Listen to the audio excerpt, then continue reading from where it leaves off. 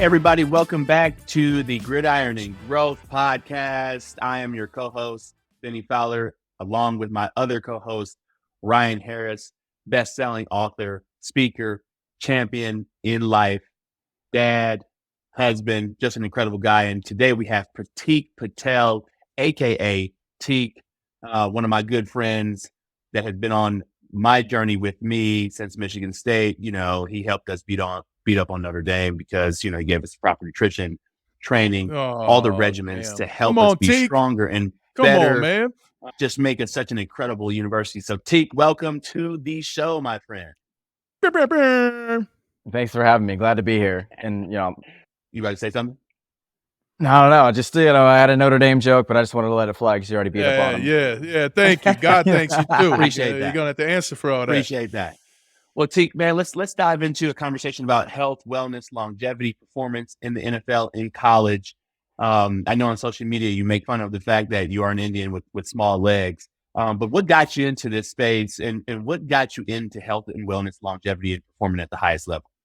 Yeah, it started when I was a lot younger. Like a lot of kids get thrown into sports, you love playing it, but, I succumbed to what a lot of youth athletes or teens are going through with very long periods of sedentary life. So it was around the time, like, I was just getting into video games. I wasn't that great with the sports I was playing growing up, so started to gain weight. I had access to whatever food under the sun, in our Indian household. One big thing about us is there's always going to be food around, and, parents and family members are going to throw food down your throat, even though you need it or you don't. So heading into middle school and high school, I started to gain weight. And, I grew up in a very mid to high SES area. And I was always the different kid. I'm the Indian kid and I don't look like everybody else. So one, I'm already different. Two, I look a little bit differently too. So I'm not as popular. I'm a little bit introverted. I just wasn't having a good time. And understanding, like, look, this is a very impressionable time in your life. You're either popular or not. You either get made fun of or you're the person being, making fun of others. So what I wanted to do was like, look, no one's going to come save me. If I want to feel better about myself, if I want to have a better social standing, then I got to do something about it. Maybe getting back into sports is the way to do that, because everybody loves, the football players, the track athletes, the basketball players. They're all the ones hanging out with the pretty girls. And I'm like, I want to be like that. I don't want to be this awkward Indian guy with tiny calves, but now I'm just very detrained and I'm not in good shape. So did everything wrong, reading magazines, talking to the GNC guy, try to figure out what is it that I need to do, because I want to look like the guys on the magazine covers. I don't want to look the way I look. So, fortunately, the poor decisions I made ended up for me to really get a chance to transform my body. And I fell in love with training in that journey, in that process. I was able to play sports. So played a couple years of football. I was very mediocre, to say the least, like mediocre high school football in Kansas. That's not very good. What position? I was a receiver corner, 5'7" or 5'8". I don't think I hit my full growth spurt. Probably a whopping like 150 pounds, soaking wet, just, this oblong, long dude with long arms and long femurs, and then ran track too. So it wasn't actually playing sports. It was the training, it was the camaraderie that I really fell in love with. And I'm like, okay, if I made this change and this improvement to my health and my social status and my confidence just by doing X, Y, and Z, eat well, prioritize nutrition, and just compound this day after day after day, like other people could do this too. Maybe there's something with learning about it in school, having a career in the space. So I went to K-State for undergrad and grad school, studied dietetics, studied exercise physiology. And the funny thing was, I thought my end goal was I'm going to be, a registered dietitian, and I'm going to be working in a gym doing personal training and like meal plans. I'm like, this is the life that I'm going to lead. And as I went through the curriculum and started learning a lot more, recognizing like, hey, there's just this massive area in activity and sports and health that you could potentially have a career in, learning about strength and conditioning coaches that work with athletes of all ages, dietitians, athletic trainers. And so I started to get some internship experience, and, one thing led to another. When I was back at grad school, I started doing some coaching. So fitness coaching, strength and conditioning. And then I started working with the men's basketball team as an intern. Got my chops there. And from there, I got my first gig, working at Michigan State, where lo and behold, I met Benny. So first year was that 2013 season. 2012, my fault. 2012, which is the Buffalo Wild Wings Bowl win. And then 13, which was that Yeah, 7 and Typical 6. for But Michigan State. Yeah. Whoa. Yeah. So, I mean, that was a great learning experience because really getting immersed with working with athletes and really seeing like, what is it that they need to be doing on a day-to-day basis? What are their actual behaviors and habits? And how does this translate to them having success? Who's having success for what reason and who's not having success for what reason? Because in health and wellness and fitness and coaching space, we all think that the knowledge we have and the coaching abilities we have is going to save the world. But ultimately, we can only do so much with the resources and within the framework that we're given. So I think that was a very good learning experience because Michigan State was a very like hard-nosed program. It wasn't fancy gadgets and technology. It was like, hey, this is who we are. This is what we're about. This is what we're going to do. We're going to smack you in the mouth. We're tough, we're resilient. And lo and behold, 2013 was such a great year. Like I'll always remember that. I will always say to this day, the greatest team that I ever worked with was that 2013 team, hands down. Like we got robbed completely in South Bend. Day. Like, yeah. Everybody, like I will say it till I'm blue in the face. Like, well, I think we had like 9 pass interference calls that game. We won't dive into that, but I mean, Yeah, our against defensive pass interference Trey calls Waynes against and us, like, that's Darquez Leonard, ridiculous. I mean, 2 guys that were in the league. we had 2 first-round corners on that team. 2 first-round corners. Like, come on, man. Cheating. We're in South Bend. They don't need any extra help. Come on. They had Big Ten refs. We had Big Ten refs. Well, while we continue in the health and wellness space, Teak, just real quick, maybe for me, maybe for some other listeners, what's the best way to burn fat? You got to be in a caloric deficit. Like no matter what anybody tells you, you have to be expending more energy than you're taking in. So ultimately, the best way to do that is everybody thinks like, oh, I have to exercise 6, 7 days per week. That's not the greatest thing. Controlling your diet's going to be a lot easier, cutting out 100 calories, 200 calories, even 500 calories than what you're typically eating versus you're going to have to exercise for an hour to 2 hours consistently if you want to burn 500 calories. So the way I approach it is if you understand, the ins and outs, and obviously there's a lot that goes into it. It's not just calories in, calories out. That's just the equation. There's a lot going on behind the scenes that people want to make sure that they're aware of. But if you want to do exercise, generally the best thing to do is some form of strength training or resistance training, because that's going to help you maintain the muscle mass that you have. Because when you go on a caloric deficit, the body wants to break down more muscle protein. So people that want to lose weight, yeah, you want to lose weight, but you want to lose fat. You don't want to lose muscle. So basically the 3 easiest things that I kind of generally tell people without going super in depth is eat a high protein diet, make sure that you're lifting, and you're in somewhat of a caloric deficit, and just walk. The arbitrary 10,000 steps per day, that legitimately is the blueprint to start with. Now, how that gets implemented for each individual person, obviously there's a lot of nuance there. As we're just thinking about, the fat burning, but how does somebody stop eating a lot?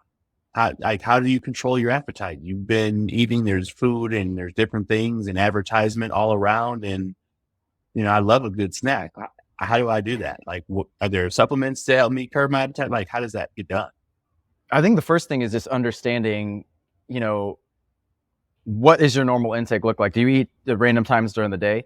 Or is it just ad libitum? Whenever you feel hungry, you just grab something. Because I think some people are just very unaware of how much they end up eating consistently throughout the day. Most people overestimate how much they move and how active they are. They underestimate how many calories they're burning. So I think understanding that, tracking that a little bit, if that is something that is important to you, can raise some awareness. The second is, instead of just hodgepodge, I graze all day, I eat random times. It's like some people need structure to what they're doing. Everybody has a busy schedule, everybody has fixed obligations, but if there are times during the day which seem ideal or opportune to eat, we want to make sure that we're taking advantage of those times. And what those meals or those feedings look like, it kind of depends. But if it's higher in protein, if it's higher in fiber, that one is going to take a lot longer for it to digest. And 2, it's going to provide a lot more feeling of fullness than if it was higher in carbs and higher in fat, because it's a lot easier to overeat things that are higher in carbs and higher in fat and increase your caloric intake as it is opposed to eating, higher amount of protein. Like if you told somebody, like, here's 10 ounces of chicken breast, you can't eat anything else until you finish that, they're going to be pretty full after eating that. So what that does is it starts curbing the rest of the day of what they're going to end up eating. So if you can kind of control for when somebody's eating and what they're eating, it makes it a lot more sense. So the 2 biggest things that you would want to try to work on is eat less and eat less often and eat less. So the way to do that is put some structure in place, eat things that you need but are also filling. You got the chance to work with Benny in college and then later in the pros. How was Super Bowl champion Benny Fowler different when you saw him in New York than when you guys parted ways at Michigan State? He was very different. Physically, he was very similar. Benny has definitely always put a lot of time and attention into working really hard from a physical perspective. In college, I think he just wasn't as open-minded to like, hey, now, this is me. This is my livelihood. If I want to make sure that I'm making money in the NFL as a receiver, unfortunately, not a lot of guys get that wide receiver one payday money. Everybody else is kind of fighting and scrapping to be able to just be relevant and stay on a roster, having to take up a lot of the special teams duties. So when I heard we signed him, I was like, oh my God, like this is so surreal to me because Benny and I got along really well when we were at Michigan State. I mean, we spent a lot of time together. So it was definitely a lot harder to get him to try to implement some strategies in college, just because that's just the price for admission for when you're working with collegiate athletes. They just don't have as much experience in the realm. They haven't been exposed to as much. But I mean, he went to a really good situation with Denver. There are a lot of vets, so you get a chance to. I'm sure he saw a lot of different things. Like, okay, if I want to be successful and perform at a high level, and I'm not Peyton Manning, so I'm not number one on the totem pole. Like, I got to do what I got to do to stick around. So when we had signed him and he was there, like the things that we started talking about, I'm like, oh my God, like he's very knowledgeable.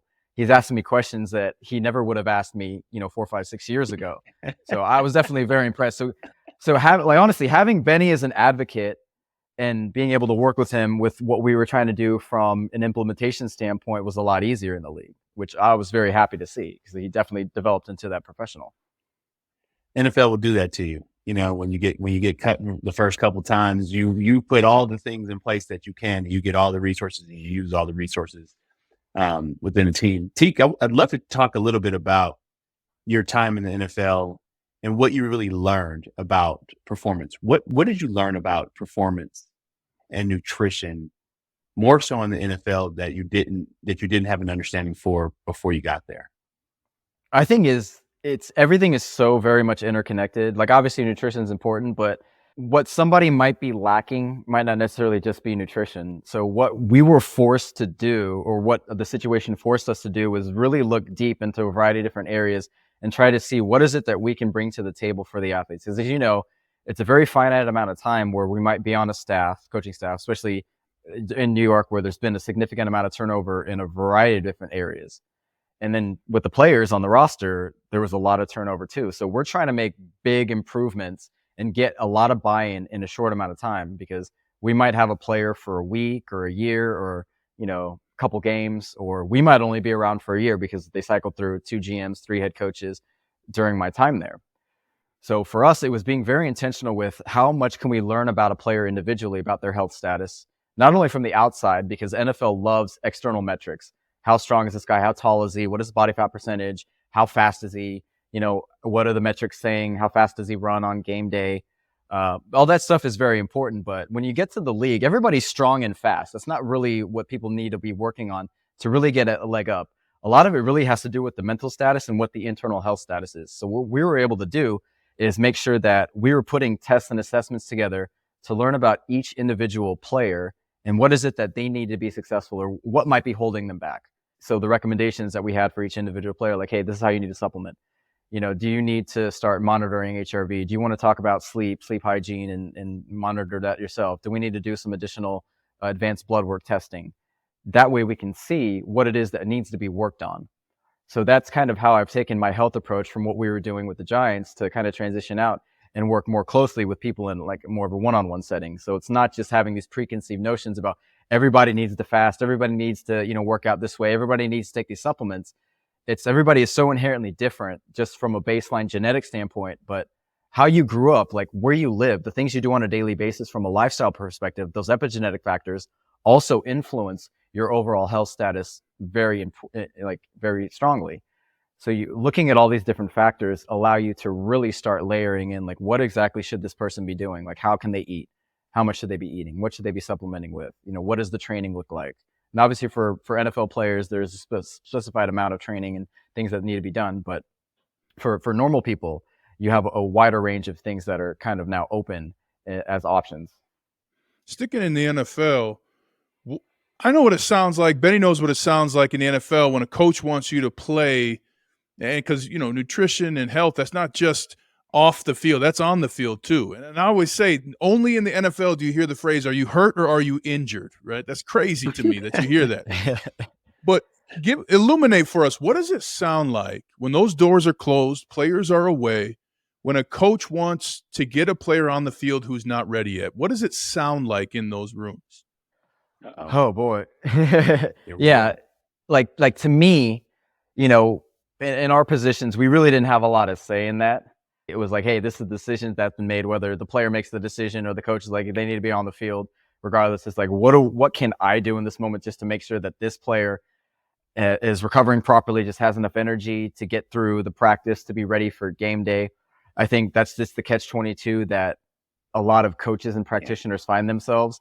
Like you don't want to play both sides. It's not a great place to be in. I think a lot of staff members and coaches get kind of trapped in that situation where they don't have any control over it. It's either the player just makes the decision for everybody and or the coach forces and leverages that decision. And if it's a player, again, a fringe player who is really fighting for a roster spot, they can't just say, well, no, I'm out. Because what's going to happen? Well, the GM's going to say, hey, we're going to replace this person and find somebody else to take up the slack. So it's definitely a catch-22 and you get thrown between a rock and a hard place, but you can only do so much. Just it's always about supporting the athlete and at least trying to get them to that stage and then helping them get through, the game, so to speak. Diving out of football, T, as I've transitioned out of football, Ryan has transitioned out of football. We do pay attention a lot to health, wellness, longevity, and performance, but there's so much information out there now. There's so much information out there. Where do we start? Where do people start? Where, the people that you're working with in startups or entrepreneurs or these corporate companies, these people don't have all the knowledge that we have, but now you have the Huberman podcast, you have Dr. Hyman. I mean, you have all these people talking about all these things, health, wellness, and longevity. Where do people start in terms of getting the right information? It's a great question because it's always been information overload. Now it's taken it to another level because every medium has more information coming out and is trying to either push a certain thought process or a bias. So for me, what I like to educate people on is just really understanding your own personal situation and not trying to compare yourself to others or just listening to something and immediately putting yourself in that situation. I think that's one of the biggest things because most people just really don't know much about their health and then they're trying to fix too many things all at once. If you start with very simple things, it's like, okay, if we're talking about overall health, like, do you know about your own individual health status? Like, have you been to the doctor? Do you have a physical? Do you have blood work? Do you know anything about your fitness levels? Do you know anything about your stress resiliency or recovery? Do you know anything about, sleep? I think these are general things that have the highest amount of ROI with when it comes to health. And then obviously adding layers on top of that with, how should I work out? What kind of supplements should I take? What's the best specific diet for me? I think is really, really important. Instead of everybody wants the new flavor of the week. Everybody wants to talk about what the media is perpetuating or what Netflix is showing on a documentary or, what these big influencers that have become really big are saying, telling people they have to do some of these crazy things that aren't very sustainable or realistic. But I think the biggest thing is just really starting to understand where you're at and potentially where you want to go and making it realistic. I interact with a lot of different people, a lot of different clients where they might be 50, 60 years old and they're like, yeah, hey, I want to lose 50 pounds and I want to be 10% body fat. And I'm like, that's probably not going to happen. Everybody has this fixated image of what they think they should be as opposed to what it is that they actually want to be. Teak, man, really appreciate you taking the time. And if there's one thing that you would love to just share with the audience in terms of health, wellness, longevity, what's the one thing that you would want to share with the audience? I think everybody has the power to really make a huge amount of impact within their own health.